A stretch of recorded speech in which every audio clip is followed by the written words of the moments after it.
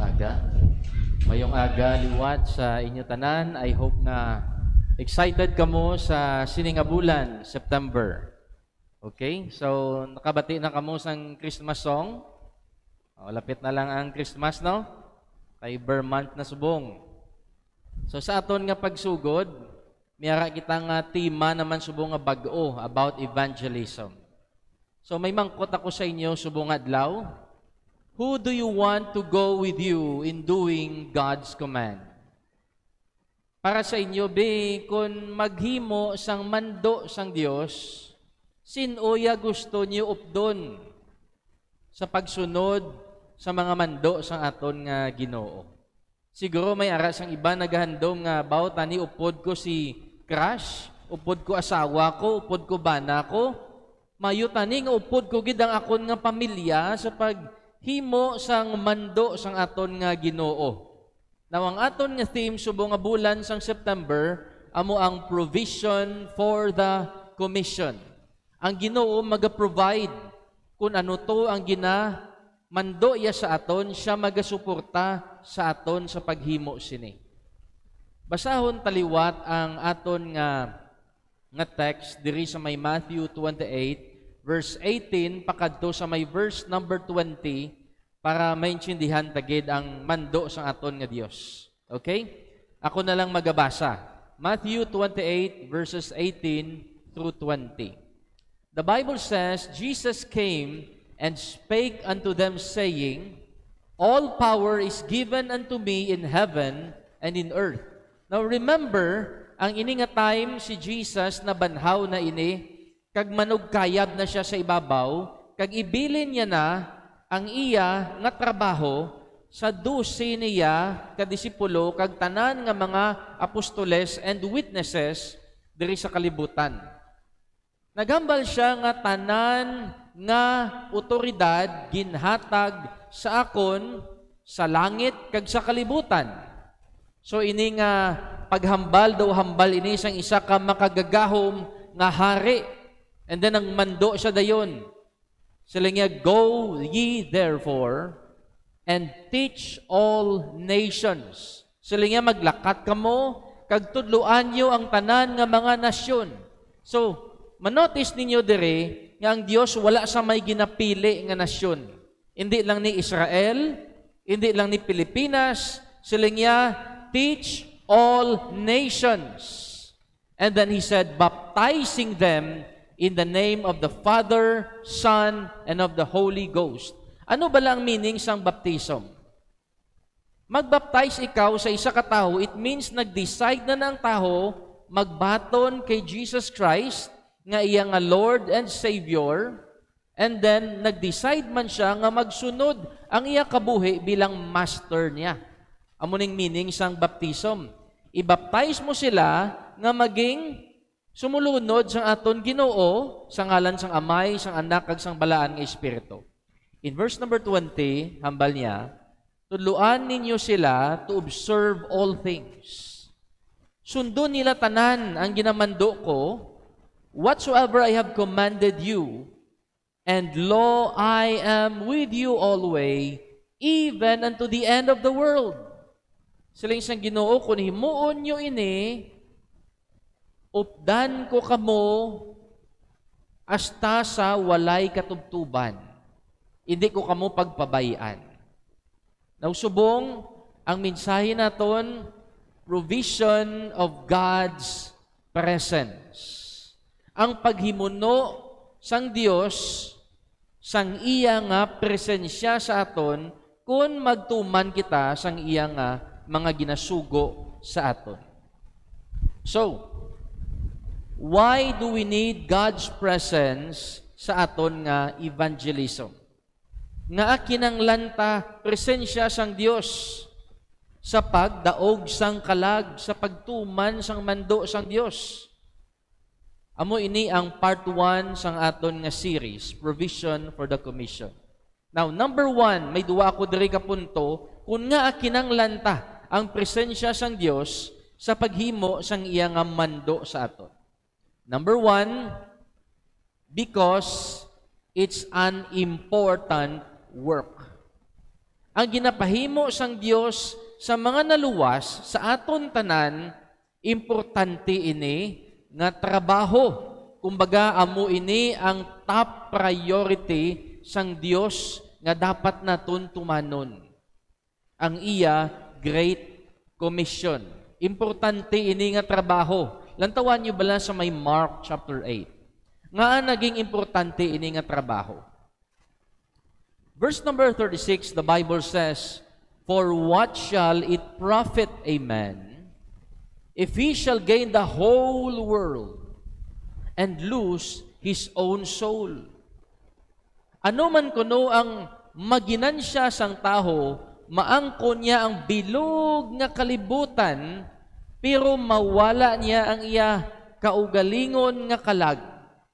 Sa sini nga verse, ginataghaan kita ni Jesus sang idea nga ang bilis ang isa kakalagsing tawo hindi malapawan sang bilis ang bilog nga kalibutan.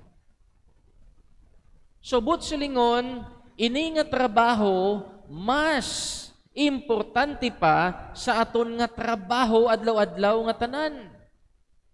Importante ini nga trabaho sang sa trabaho ko sa construction. Importante ini nga trabaho sang sa trabaho ko sa pagpamakal materials, sa pag-supervise, sa pag-build o kung sa pag-design. Importante ini sa trabaho ninyo, importante ini sang trabaho sang iban nga mga utod, trabaho sang bilog nga kalibutan. Because ini nga trabaho pertika importante kay mahal ang kalag sing tao. Hindi maka sobra ang bilis ang bilog nga kalibutan. And then siling niya, verse 37, "Or what shall a man give in exchange for his soul?" Kag ano bala ang mabaylo sang isa kataho sang iya nga kalag kun mawala. Bago sina mga muyo kita anay. Amay nga langit nun, sini nga adlaw, ginatugyan namon sa imo ang ini nga mensahe. Akon man Ginoo pangamuyo nga gamiton mo ako sa pagpatpat sang imo balaan nga pulong.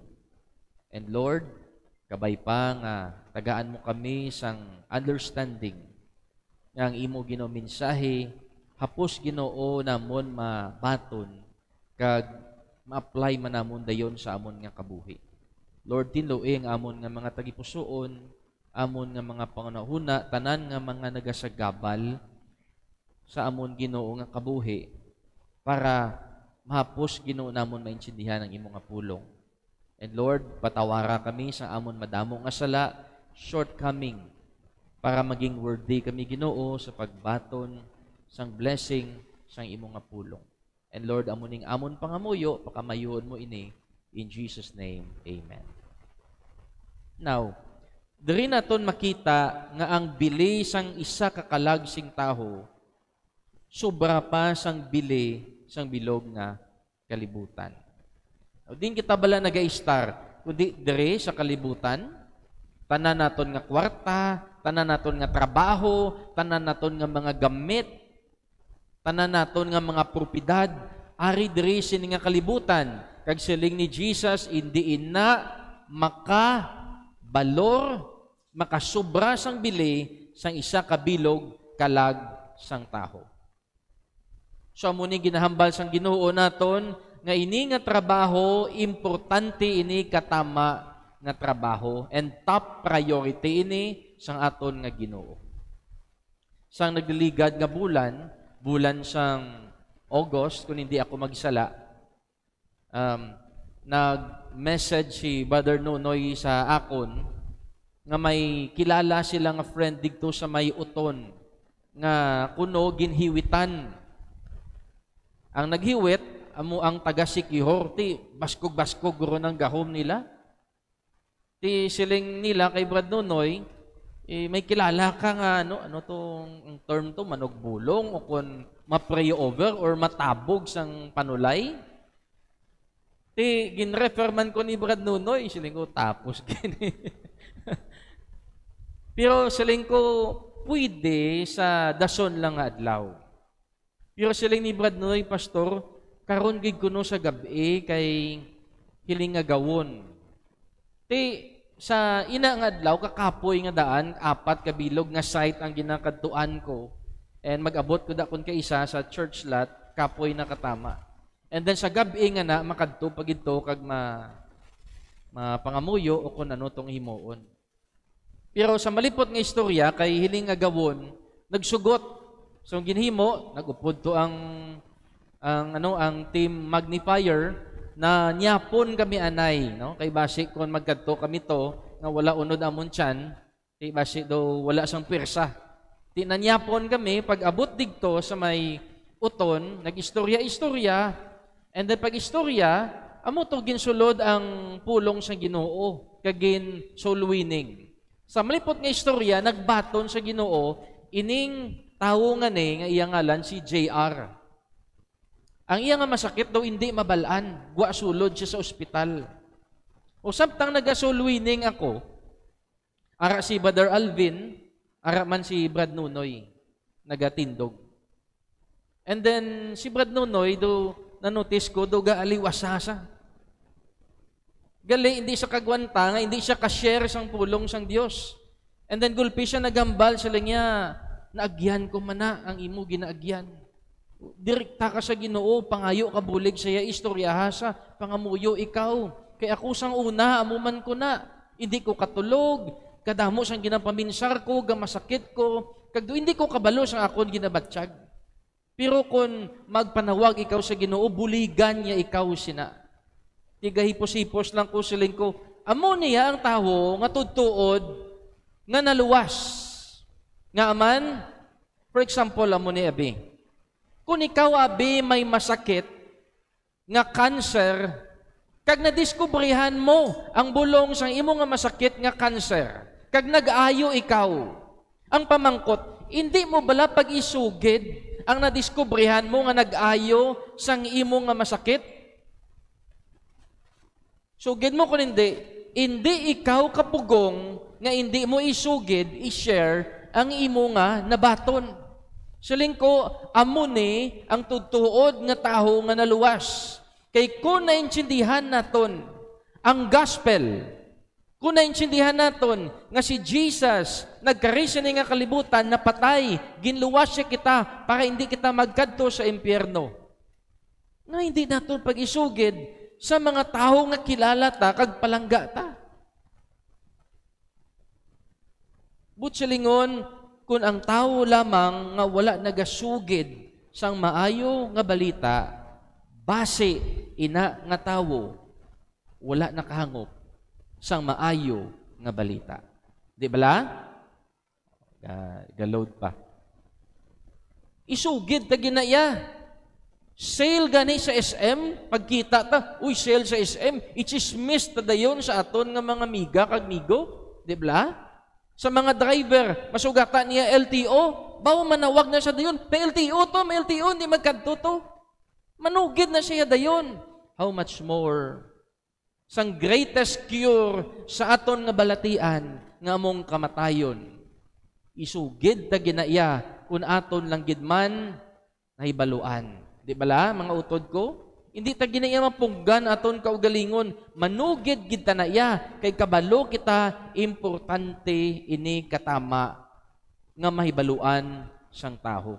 That is why sa mga taho iya nga nagalain ilabuot nga kun mag-alagad ka sa Dios, himuon mo ni ang mando sang Ginoo, just like sa utod ta di or isa ka pastor nga nagsiling sa utod ta nga may simbahan kamo da.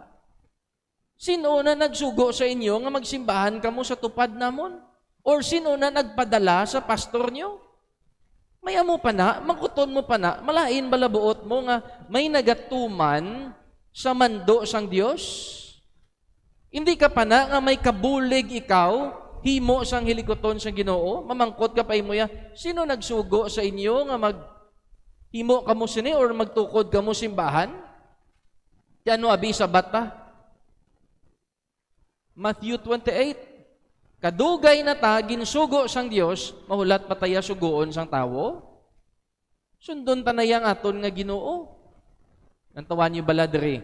sa Ezekiel 33 verse number 8. Siling sang Dios kay Ezekiel, "When I say unto the wicked, O wicked man, thou shalt surely die, if thou dost not speak to warn the wicked from his way, that wicked man shall die in his iniquity."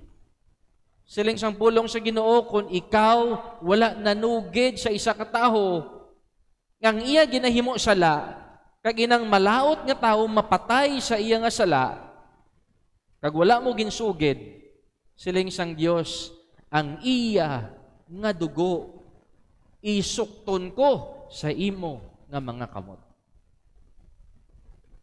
Mautod ko ang pamangkot, sino pa sa aton pamilya nga wala naton masugiran sang maayong balita ni Kristo para maluwas sila. Maabot ang adlaw nga sukton kita sang Dios because God demands it and God expects it. Nga isugid naton ang iya nga mensahe nga importante. That's why in Romans 1:16, siling sang pulong sa Ginoo, "For I am not ashamed of the gospel of Christ." Sino sa ato nahuya sa maayong balita ni Kristo? Sino diri sa ato nahuya sa ginhimo ni Kristo para maluwas kita?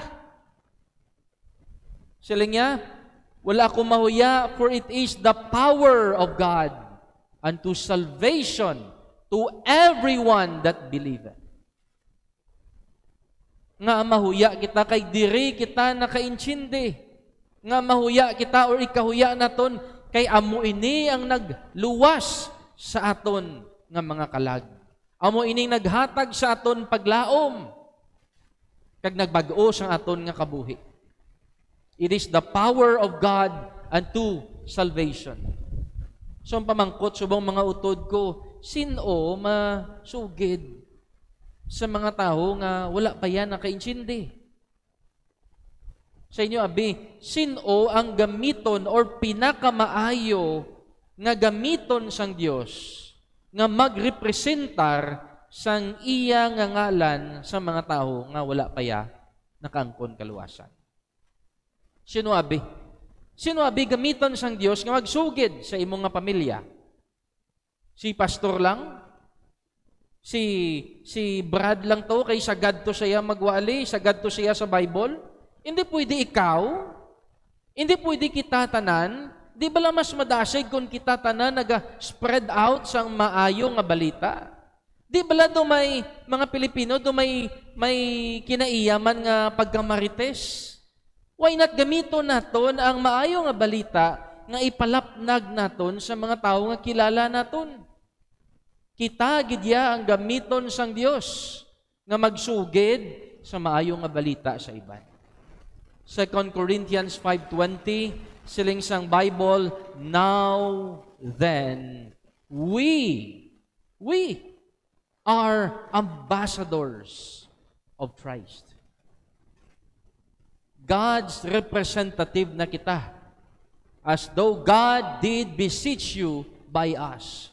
Kumbaga, daw ang Dios ang nagapakiluoy paagi sa aton nga kita ini ang magdala sang mensaheya sa iban. Si Jesus Christ, tantawan niyo bala sa may Mark chapter 5. Ang istorya sang Mark chapter 5, amo ining demoniac Gadarene. Nagkadto to si Jesus digto sa may Gadara, and then pag abot niya digto, may isa kataho nga lain ulo. Ang iya ginahimo, ginagapo siya sa mga kadina, kag naga-star digto siya sa may patio. And wala sing tawo nga makakontrol sa iya. Bisan ang mga kadina nga nagagapo sa iya, ginapangbugras niya. And no man could tame him. Siling diri, because that he had been often bound with fetters and chains, and the chains had been plucked asunder by him, and the fetters broken in pieces, neither could any man tame him. Wala sing taho nga makakontrol sa iya. ini nga tao halit sa iya nga lugar. Maybe wala man sa mga tao nga nagaagi sa sina nga lugar kay nakulbaan sa iya. So anong natabo? Pag-abot ni Jesus, ginayo siya sang aton nga Ginoo. Tantuwa iya nga kabuhi, verse 5, and always night and day he was in the mountains and in the tombs, trying and cutting himself with stones. Makitaan mo kung anong purpose sang Yawa sa aton nga kabuhi. Gusto sang Yawa nga gubaon kita. Ang mahimo pa sina, kung mahimo iya pagid, gusto iya nga patyon ta. Patyon niya kita. Kay ini nga tao ginposes sang panulay, and then ginasakit niya iya kaugalingon. So sa malipot nga istorya, pag-abot ni Jesus, nag-ayo siya. Pero lantawan niyo bala pag-ayo sang aton nga Ginoo. Naampawan siya, kag siling niya, Lord, maupod ko sa imo. Siling Jesus, hindi lang. Hindi. You go home to your friends and tell them how great things ang ginhimo sang Dios sa imo. Kung basahon mo ning istorya sa idalom, ini nga taho nga lain ulo, buangit, naging missionary sa pulo ka syudad. Ginpalapnag niya ang pulong sang Dios sa Decapolis. Pero dali lang. Lantahon tabalang kundiin naghalin ang Ginoo. Si Jesus, before sa Mark chapter 5, ari sila sa may Capernaum. Upod ang iya disipulo. And nadumduman nyo nga nagasakay sila sa baruto and then nagbagyo. Amo ini nga time. Before ina, sa nakalambot siya sa Gadara. Sa tunga-tunga, diri sila na bagyuhan. And remember, ang ginambal ni Jesus, peace be still. Peace be still. Kag naguntat ang bagyo. Para kadtuan ang tao nga ari diri. Now, siling ni Jesus, Mark 4:35, let us pass over unto the other side. Nga ginambali ni Jesus, hindi ayhan ngang aton Ginoo diri sa Capernaum, batian niya ang singgit sang isa ka taho nga wala sa may makakontrol sa iya. Siling kaina ang taho nga to, always night and day, trying and cutting himself with stones. Ginasakit iya kaugalingon, kag wala sang may makakontrol sa iya. And kita ina kagbatian sang Ginoo. That's why siling ni Jesus, let us pass over unto the other side. May taho to nga maluwas. Kadtuan naton siya. So, ini nga trabaho, isagid ka importante katama nga trabaho. And ikaduha, hindi lang importante, imposible nga trabaho. Nga imposible. Imposible sa aton kung kita lang ang mag-ubra. That is why, kinanglanta nga updan kita sang Dios. Di bala? Kay kung kita lang ni mahimo, hindi taniya kasarang. Siling sa Ginoo, I am with you always, even unto the end of the world. So, imposible ini nga trabaho, that's why, kinanglanta nga updan kita sang Dios. In Luke 1:37, kay kun upod ta ang Dios, with God, nothing shall be impossible. Kung kita lang, wala gid ta may mahimo.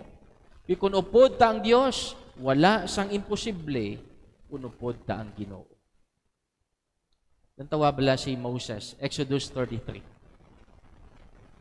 Si Moses, ginsugo nga magkadto sa may promised land. Ini nga time, gaistorya siya sa Dios sa may bukid. Nakagwa na ni sila sa may Egypt, nakatabok na ni sila sa may Red Sea. Now karon in Exodus 33, siling sang Dios sa iya, Moses, kadto kamo digto sa dutang saad. My presence shall go with thee, and I will give thee rest. Ang presensya ko, mag-upod sa inyo, kag tagaan ko kamo sang pahuway. Siling ni Moses.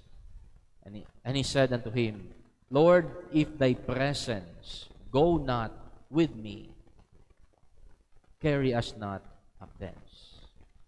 Lord, kung hindi man gid ikaw mag-upod sa amon, hindi na lang kami to digto pagdala. Amo na iyang hambal ni Moses. Because kabalo si Moses kung ano kaimportante ang presensya sang Dios sa paghimo sini nga trabaho. Kabalo siya nga imposible.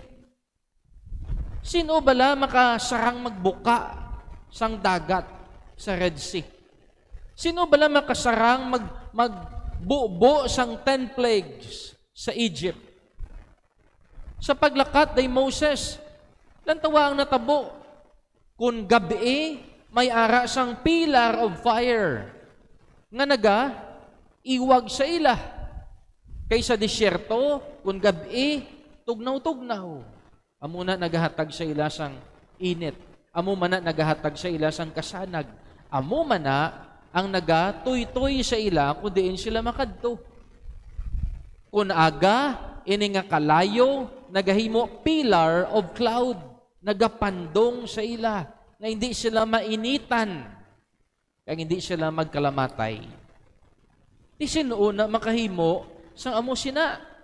Siling diri sa Exodus 14:38, For the cloud of the Lord was upon the tabernacle by day, and fire was on it by night, in the sight of all the house of Israel, throughout all their journeys. Halin sa pagguwa nila sa Egypt, pakadto sa pag-abot nila sa promised land, digto nag-upod sa ila ang presensya sang Dios. Kabalo sila nga imposible nga mahimo ini nila kung wala presensya sang Dios. Sino tumahatag sa ila pagkaon? Hindi man to sila makasagod, kiti galakat sila perme. Di ba? Din sila makuha tubig. And amazing, siling sang Corinthians, nakainom sila sang tubig paagi sa bato. Dito sa disyerto, kag ina nga bato, amo si Kristo na nagaupod sa ila. Wala sila ginpabayaan sang presensya sang Dios. Ginsugpunan sang Dios ang ilang nga mga kinanglanon, hasta nga nakalambot sila sa dutang saad.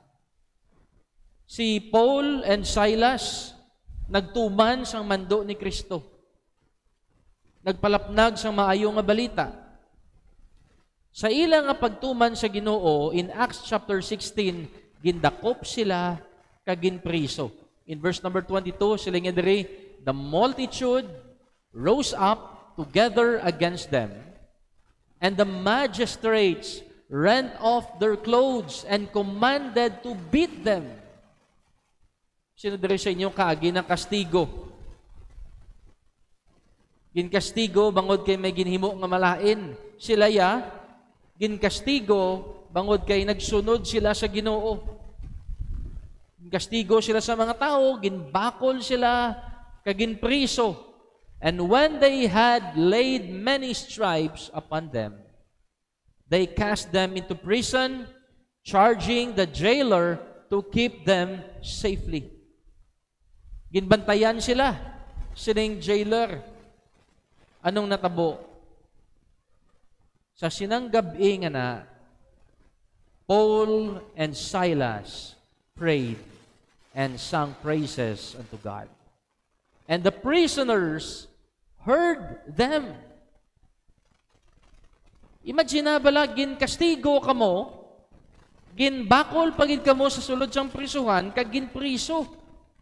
Pero sa tungang gabi, nangamuyo sila, kag nag-ambahan sa aton nga Dios.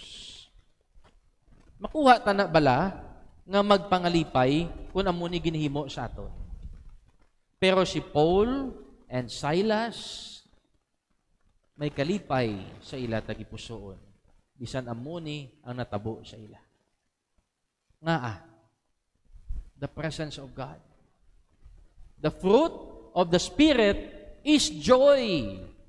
Kalipay, nga bisan nabudlayan ikaw. Kalipay, nga bisan may problema ikaw, nga mabugat. Kalipay, nga bisan nasakitan ikaw. The presence of God. Among ilang nga kalipay. Na-notice yung mga utod, kung may bago ikaw nga gamit. For example, may bago ikaw nga motor. Ang lawig sang kalipay nga na, kung ako mag-estimate, siguro mga 2 ka semana. O kung butang tabi, 1 ka tuig. Kaysa paglipas ang 1 ka tuig, mabayad ka sa rehistro sina nga motor. Di ba lahat? O kung ma-change oil, ikaw glastuhan naman. Uy, nautod ang kadina. Grabe na maintenance. Magbakal ka washing machine, di lipay ikaw kay hindi ka na mabudlayan mang laba. Pero ang lawig sina, 2 ka bulan. Kadasig madula aton kalipay. Pero kung nag-aalagad kita sa Dios, ang presensya sang Dios among aton nga kalipay. Nga bisan may grabe kita nga problema, kagrabing aton nga sitwasyon, makuha ta pa nga magambahan sa katutom sang aton nga Ginoo. Amo niyang kinanglanta. Kay imposible, utod ko, imposible nga mga lipay kita nga wala presensya sang Dios nga nagaupod sa aton. Imposible nga magpadayon kita nga wala ang presensya sang Dios nga nagaupod sa aton. That's why siling sa Ginoo, I am with you always, even unto the end of the world. Ang Ginoo ya ang magabulig sa aton. Gusto ko lang i-share sa inyo ining aton church building. Ang aton church building, kung paminsaro nimo, imposible giniya katama. Mga utod ilisipon diri nga nakahibalo sang istorya. Halin sa pagbakal sang lute. Grabe nga istorya. Halin sa patindog sang sining nga building. Actually, ang ginapaminsar ko ya, patindogon pa ni mga 2024 or 2025. Because we all know, wala kita budget. Wala kita kwarta. Pila man lang gina-offering naton diri. O kabalo ka mo sina. May record kita sina kung pila diri kada semana ang aton nga offering. Makabakal kita yan sang duta nga 4 ka milyon.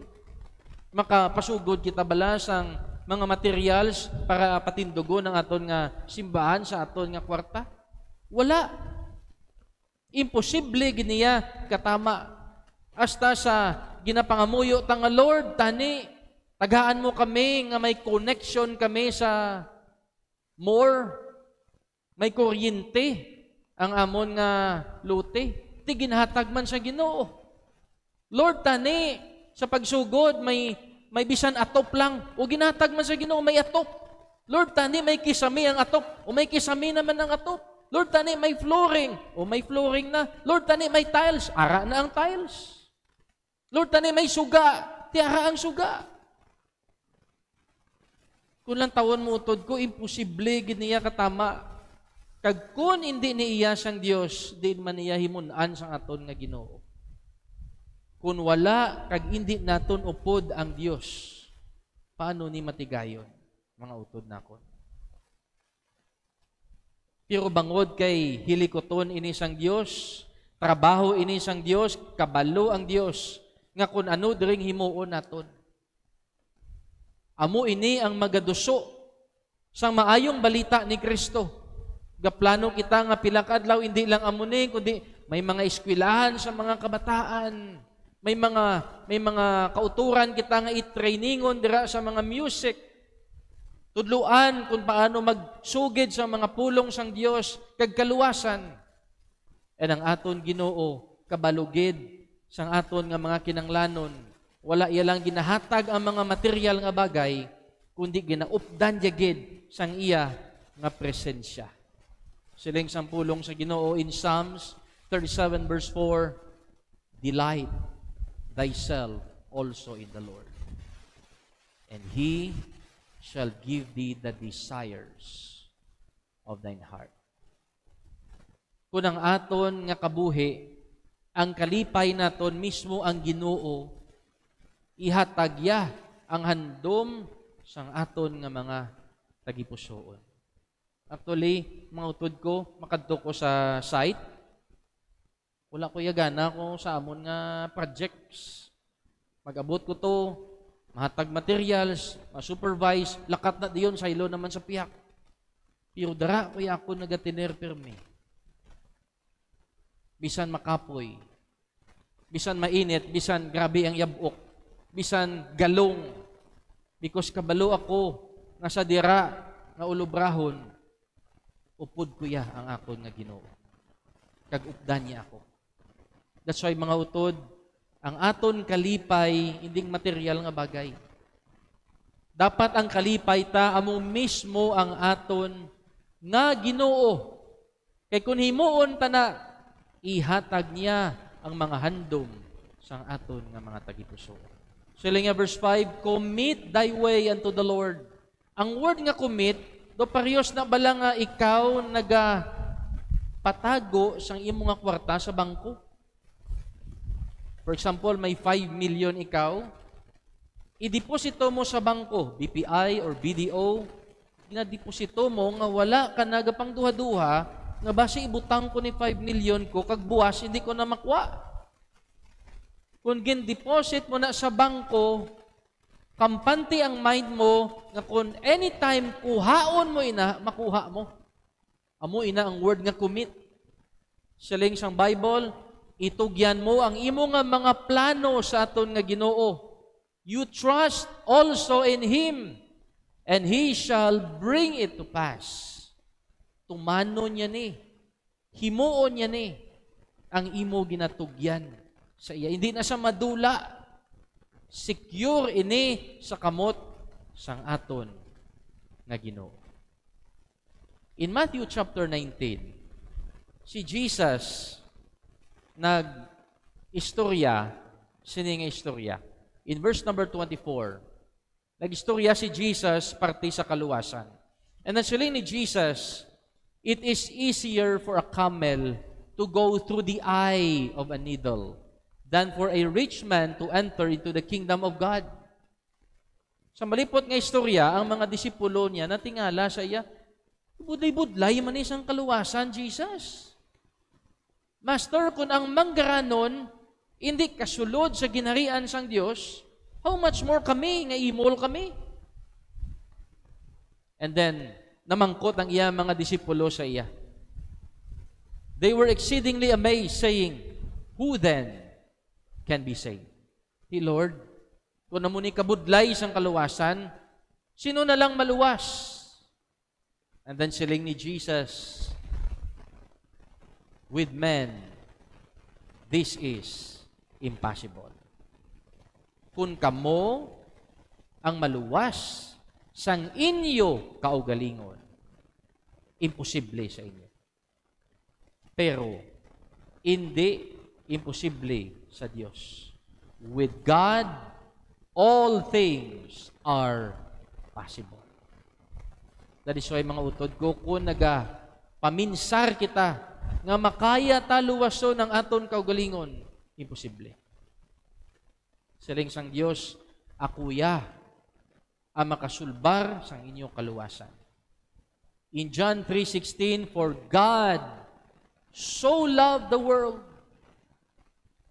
Ginimuan sang Diyos pamaagi ang aton kaluwasan that He gave His only begotten Son. Kay palangga kita sang Diyos, ginhatag ya ang iya bugtong nga anak. Nga ang bisan sino nga magtuo sa iya, hindi nagid mawala, kundi may kabuhi nga wala sing katapusan. That's why mga utod ko, lantawa bala, kung anong ginhimo sang Dios sa aton. Hindi kita kasarang sang kaluwasan, si Jesus mismo ang naghimo sang aton kaluwasan. Ginbaydan niya aton sala, ginhakwat niya ang krus pakadto sa Kalbaryo, nag-anto siya sang kawayanan, ginubahan siya, ginbuslot iya nga kamot, nagtulo iya nga dugo, hasta nga napatay ang aton nga Dios. Sa paghuman, sini nga kaluwasan, and then silingon sang tawo, magtuo ka lang, luwas ka na. Ang pamangkot, ano gid ang mahimo mo nga maluwas mo, imo kaugalingon. Masarangan mo, bayda ng imo sala. For the wages of sin is death. That is why si Jesus napatay. Kaya ang bayad sa aton sala, kamatayon. But the gift of God is eternal life through Jesus Christ, our Lord. Amuni nga nangin libre ang aton kaluwasan. Kay gin pangabudlayan sang Dios. Ginpatuluan niya dugo, ginhatag iya kabuhi para maging libre nga ihatag niya sa aton ang regalo sang kaluwasan. Will you accept it? Pwede mo man hindi pagbatunon ang regalo sang Dios, pero hindi ina manginiimo. Pero kung batunon mo ang regalo sang Dios, wala ina sing bayad, kay ginhatag ina sang Dios sa imo nga libre. Manginimo ang kaluwasan. Before ako mag-end sa sining nga mensahe, may missionary couple nga yara sa Africa. Na-share ko ni sa mga utod ko nga overcomer. Ining missionary couple, naging missionary sila sa may Africa for 20 years. And then, sa time nga mapuli na sila dito sa Amerika, sakay sila sa barko, manugdong ka sa may port. And nakita nila, kadamo siyang tao. Nagsulod sa ilang mind, sila nga, wow, amo ini ang mga tao nga maga-welcome sa amon. Kaya naghatag kami sa amon kabuhi sa Ginoo for 20 years. I-welcomeon kami nila sa amon nga pag-abot. Pag-abot digto sa may port, hindi sila gali. Ang dinagusuan sa mga tao, kag i-welcomeon sang tao. Kundi, amo ang presidente nga si Roosevelt, nga pang-hunting digto sa Africa for 1 week. Naglain nila buot. Sila nila. 20 katuig ang amon pangabudlay digto sa Africa. Ini nga tawo nagpang-hunting for 1 week. Tapos i-welcomeon sa mga tao. Ano gitiya ginhimo? Naglain niya buot. And then, ginpiyong niya iya nga mata. Kag may nabatian siya digto sa ibabaw sang langit. Siling sang mensahe, my son, you are not yet home. My son, you are not yet home. Anak ko, wala pa ikaw nakapuli sa akon panimalay. And then, na-realize niya nga siling niya, amo ini nga crowd pila kaadlaw ang gusto ko mag-welcome sa akon. Ang crowd digto sa langit.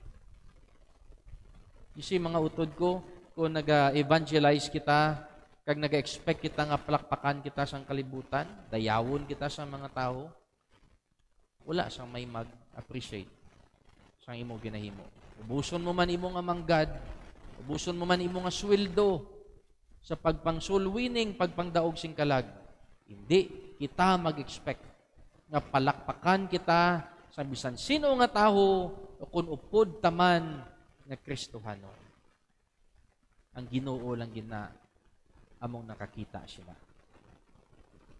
Liwat sa aton nga pamangkot, who do you want to go with you in doing God's command?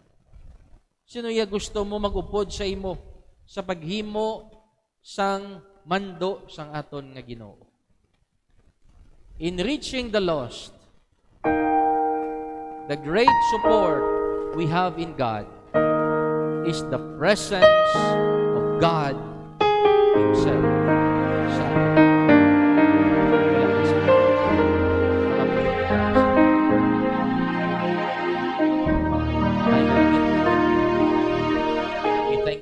Lord, sang malipot nga mensahe nga amo na pamatian sa sining adlaw.